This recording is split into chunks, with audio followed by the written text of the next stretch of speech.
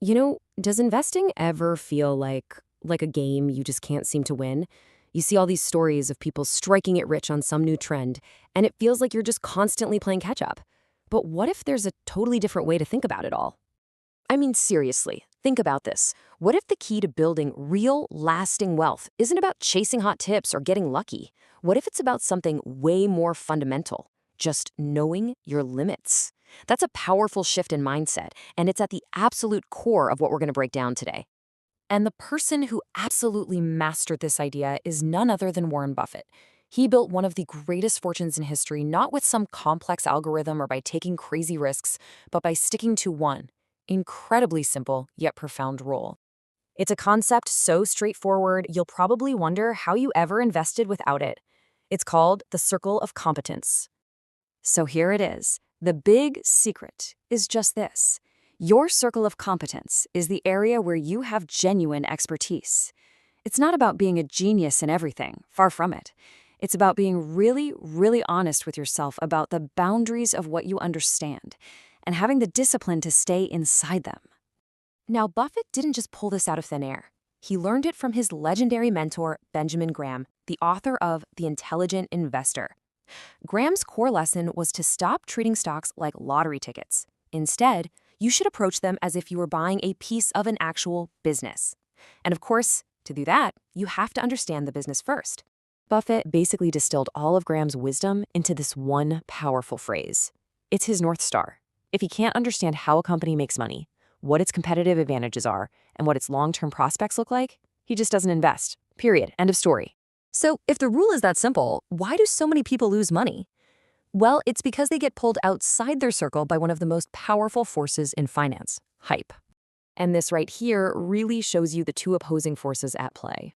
On one side, you have disciplined investing. It's rational, it's based on what you actually know. And on the other side, you have hype investing. This is pure emotion. It's driven by trends and that powerful, gut-wrenching fear of missing out. FOMO. It's just a recipe for making irrational decisions. And these are the traps that lure us outside our circle, right? We hear about a new crypto coin on social media. A friend gives us a can't-miss stock tip. Or we see everyone getting rich on AI and we feel like we have to jump in. Buffett famously stayed away from tech stocks for decades. Not because he thought they were bad companies, but because he flat out admitted he didn't understand them. That discipline meant he completely sidestepped the dot-com crash that wiped so many other people out. That's what discipline looks like. Benjamin Graham actually came up with this brilliant way to think about all this irrationality. He called it Mr. Market. Just imagine the stock market is this moody business partner. Some days he's ecstatic and offers to sell you shares at ridiculously high prices, but other days he's depressed and offers to sell them for way, way less than they're actually worth. See, the hype investor gets totally swept up in Mr. Market's moods. They buy high when he's euphoric and they panic sell low when he's scared. But the disciplined investor? They ignore the mood swings completely. They do their own homework, figure out what a company's really worth, and then they just wait. They wait for Mr. Market to have a bad day and offer them a price that makes sense.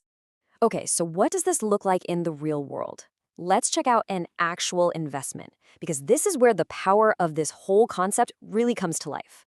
One of Buffett's most famous and, frankly, successful investments ever is Coca-Cola. It is the perfect case study for the circle of competence in action. So why Coke?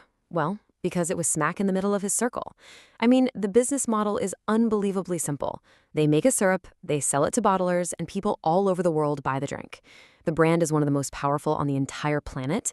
Demand is super consistent, and its growth, while not, explosive, is predictable.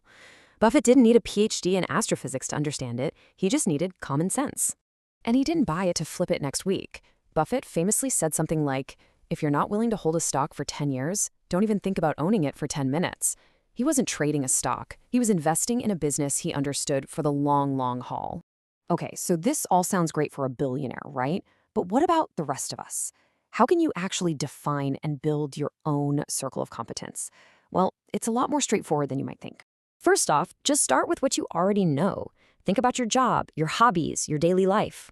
If you're a doctor, maybe you get healthcare companies. If you're a huge gamer, you probably understand the video game industry. Then you can dive deep into research just in that area. And, this is the crucial part, you have to have the discipline to say no to everything else, no matter how tempting it sounds on the news. Here is a fantastic, super simple test for you. Before you invest a single dollar, ask yourself this. Could I explain this business and how it makes money to a 10-year-old? If you can't break it down into simple terms, if you start using jargon or getting fuzzy on the details, that's a huge red flag. It's probably outside your circle, and you should just walk away. So the crucial point here is this. Building wealth isn't just about financial models and spreadsheets. It's about your habits. It's about your mindset. Just like spending less than you earn, having the personal discipline to stay within your circle is a choice that has absolutely enormous financial consequences. This might be the single most important takeaway of all. You know, in a world that is constantly yelling at you to do something, to be busy, true wisdom is often found in just patience, in inaction. Knowing what to avoid is every bit as valuable as knowing what to buy. So let this be your guide. The next time you're about to click buy, before you get swept up in the latest trend, just pause and ask yourself this simple but incredibly powerful question. Your financial future might just depend on the honesty of your answer.